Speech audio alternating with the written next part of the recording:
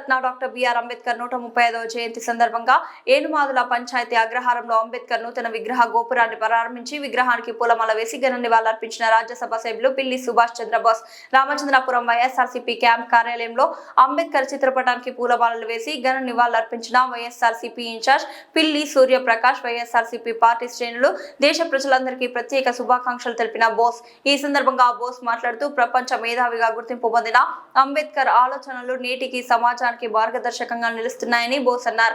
ప్రపంచ దేశాల్లోనే భారతదేశానికి అత్యుత్తమ రాజ్యాంగాన్ని అందించిన అపార మేధావి అంబేద్కర్ అని తెలిపారు. సమాజంలో నిమ్న జాతుల ఉద్ధరణ కోసం జీవితాంతం అలుపెరగని పోరాటం చేసిన మహనీయుడు అంబేద్కర్ అని తెలిపారు. సమానత్వం, న్యాయం, మానవ హక్కుల కోసం, మహిళా హక్కులు, కార్మికుల హక్కుల కోసం ఆయన చేసిన కృషి చిరస్మరణీయమని కొనియాడారు. ఆయన పుట్టినరోజును స్మరించుకోవడం ప్రతి భారతీయుడి బాధ్యత అని పేర్కొన్నారు. అంబేద్కర్ ఆశయ సాధనకు అందరూ కృషి చేయాలని అన్నారు. భారత రాజ్యాంగాన్ని కాపాడుకోవాల్సిన బాధ్యత ప్రతి పౌరుడిపై ఉందని తెలిపారు.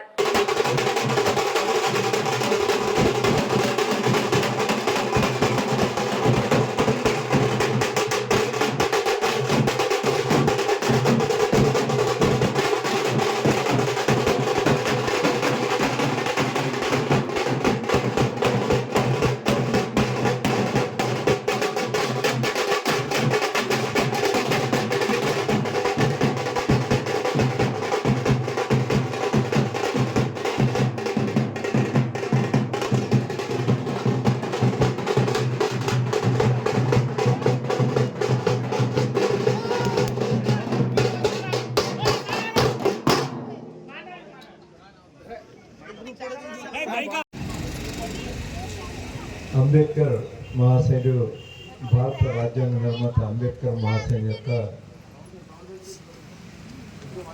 135వ జన్మదినం ఈరోజు.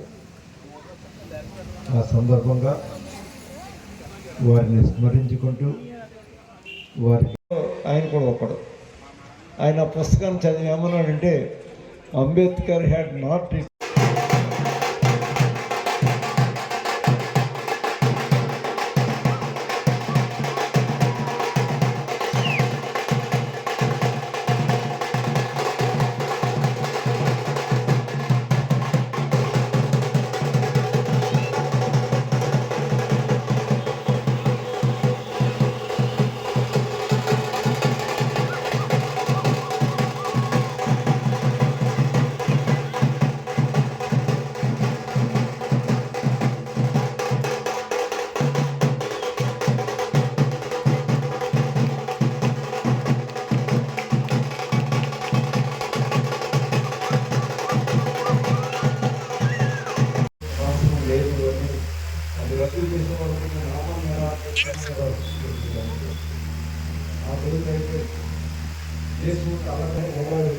నాయకుడు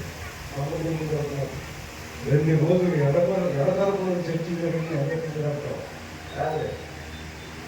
అంబేద్కర్ గారు ప్రధానమంత్రి రౌండ్ టేబుల్ సమావేశాలు చెప్తారు. బ్రిటిష్ ప్రధానమంత్రి గారు తెలిసిన సమావేశాలు అక్కడ ఏం మాట్లాడారు.